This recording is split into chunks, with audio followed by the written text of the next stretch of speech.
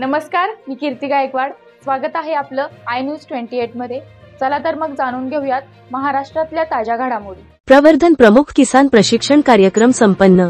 आज प्रवर्धन प्रमुख किसान प्रशिक्षण कार्यक्रम वैजापूर येथील मातोश्री हॉटेलवर संपन्न झाला। कार्यक्रमाची सुरुवात श्रीरामचंद्र यांच्या प्रतिमेचे पूजन व पुष्पहार घालून झाली।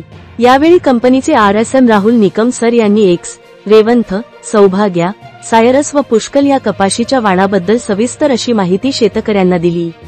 हे वाण कमी दिवसात येणारे आहे, मध्यम व भारी जमिनीत याची पाण्याची सहनशीलता आहे, असे त्यांनी सांगितले। यावेळी प्रवर्धन कंपनीची पुष्कल हा कपाशीचा वाण लॉन्च केला।